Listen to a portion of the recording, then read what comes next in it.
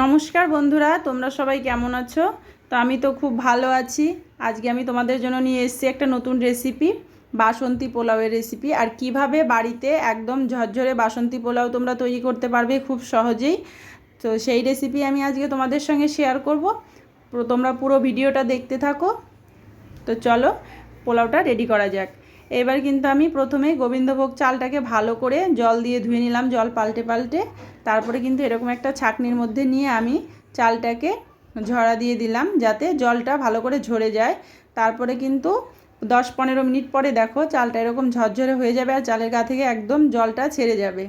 তারপরে কিন্তু এখানে চালটাকে ম্যারিনেট করতে হবে। এবার কিন্তু এখানে পরিমাণ মতো চিনি, নুন, ফুড কালার, ঘি আর সঙ্গে একটুখানি আদা দিয়ে ভালো করে চালটাকে ম্যারিনেট করে নিতে হবে সময় নিয়ে।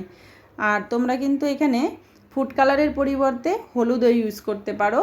তো তোমরা কিন্তু পরিমাণ বুঝে দেবে, না হলে খুব বেশি কালার হয়ে গেলে কিন্তু দেখতে একদমই ভালো হবে না। তো ভালো করে ম্যারিনেট করে নিচ্ছি আমি চালটাকে। তোমরা এভাবে একবার অবশ্যই বাড়িতে ট্রাই করবে, দেখবে খুব সহজেই খুব তাড়াতাড়ি তোমরা এই পোলাওটা রেডি করে নিতে পারবে। তো হয়ে গেল আমার ম্যারিনেট করা চালটা। এবার কিন্তু আমি কড়াই বসিয়ে দিলাম। আর কড়াই বসিয়ে দেওয়ার পরে আমি এখানে ফোড়নে তেজপাতা, গোটা গরম মশলা, এলাচ, দারচিনি, লবঙ্গ দিয়ে দিলাম। তারপরে কিন্তু আমি এখানে কাজু আর কিশমিশটা বেছে ধুয়ে রেখেছিলাম, সেইগুলো এখানে দিয়ে দিলাম। দেওয়ার পরে ভালো করে একটু নাড়িয়ে নিচ্ছি। নেওয়ার পরে এখানে আমি চালটাকে অ্যাড করে দিলাম। আর চালটা অ্যাড করার পরে কিন্তু এখানে গ্যাসের ফ্লেমটা মিডিয়াম করে দিতে হবে। আর এই সময় নিয়ে একটু কষাতে হবে।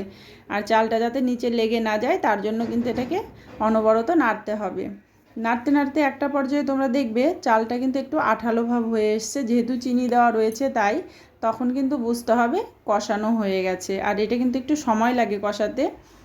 তারপরে কিন্তু এখানে যেটা করতে হবে, যে টিপসের কথা আমি তোমাদের বলেছিলাম, এখানে কিন্তু জলের পরিমাণটা খুবই গুরুত্বপূর্ণ। জলটা যদি বেশি কম হয়ে যায় তাহলে কিন্তু পোলাওটা ভালো হবে না, ঝরঝরে হবে না বেশি জল হয়ে গেলে।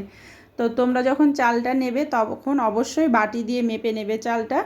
তোমরা যদি 1 বাটি চাল নাও তাহলে 2 বাটি জল নেবে, তাহলেই দেখবে পোলাওটা একদম ঝরঝরে হয়েছে, একদম তোমাদের মনের মতো হয়েছে।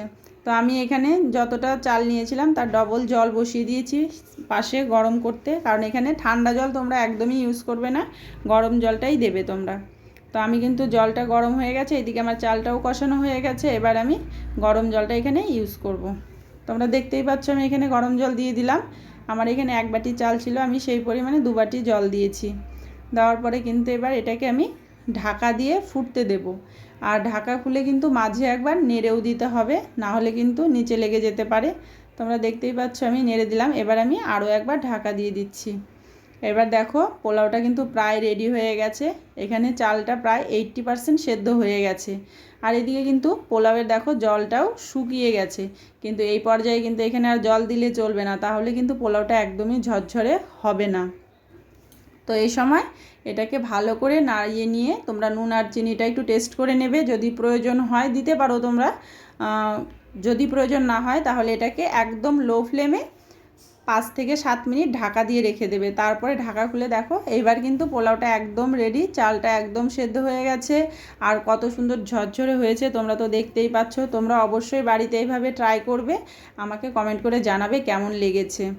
তো তোমরা যারা ফেসবুক থেকে আমার পেজটা দেখছো তাদেরকে অসংখ্য ধন্যবাদ। আর যারা নতুন দেখছো তাদের বলবো প্লিজ আমার পেজটাকে একটু ফলো করে দিও। আর যারা ইউটিউব থেকে দেখছো তাদের বলবো আমার চ্যানেলটাকে সাবস্ক্রাইব করে দিও।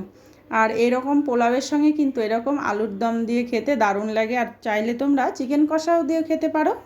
তো আজকের মতো আমি এখানেই রাখছি, দেখা হবে অন্য কোনো ভিডিওতে। টাটা, সবাই সুস্থ থেকো, ভালো থেকো।